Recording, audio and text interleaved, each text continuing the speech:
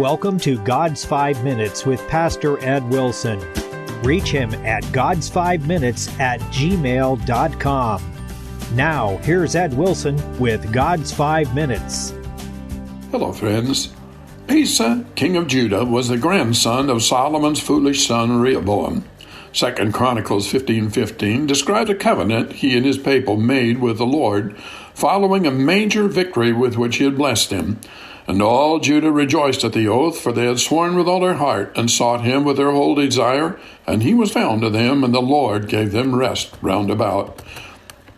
As the king was returning from the battle, a prophet had met him, and with fiery words exhorted him to make a clean sweep of ridding the land of idol worship and other violations of God's law.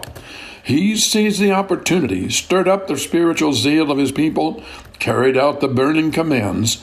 The verse gives us in simplest form the covenant that should be the chief desire of every Christian's heart, and the occupation of our lives, and what will then be our peaceful experience. When we make a sincere, deep purpose to start seeking God, He starts turning to us as well.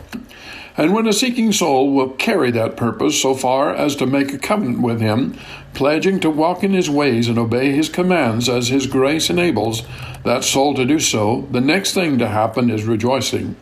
The burden shall be lighter, the insoluble problems pass insensibly into capable hands that can never be prevented, guilt rolls away, gladness fills a happy heart. Seeking the Lord to those long ago believers surely meant a careful performance of all the ritual commandments of temple and household worship enjoined by the law of Moses. But performing rituals alone can never be enough to bring the fullness of God's blessing. These people sought God with their whole desire, which necessarily means with heart examination, soul-searching sacrifices for atonement, and thanksgiving, sincerely reflecting the spirit they had in their hearts to actually touch the fingers of the hand that had created them.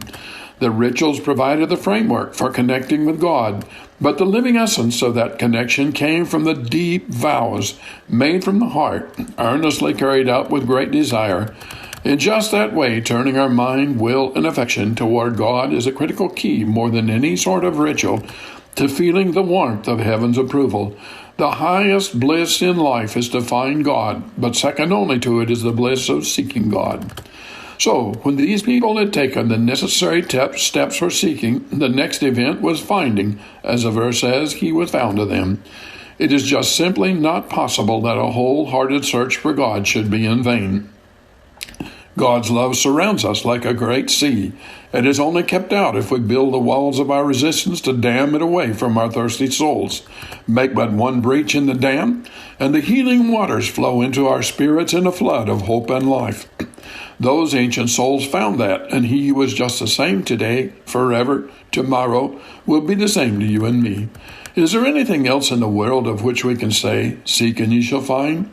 Turn to our gray-headed elders and ask them, have you found anything else in which the chase is sure to end with a capture, or that the capture was certain to be everything the searcher wished? There is only one direction in which a person's desires and aims can be focused, with disappointment being beyond possibility.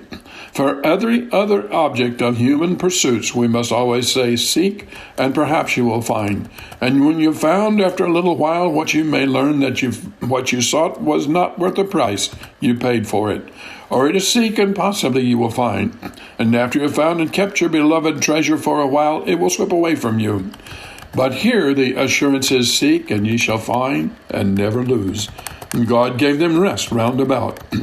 Though small in number, the Jewish nation was favored of God, and when he sought God, the consequence was universally deliverance. But the Church of God is also a spiritual Jerusalem under God's special providential care.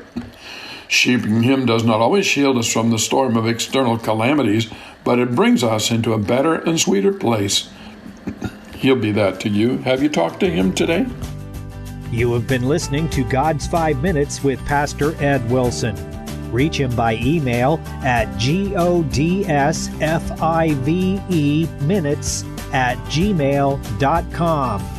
Tune in next time to hear more encouraging thoughts from God's Word on God's 5 Minutes with Pastor Ed Wilson.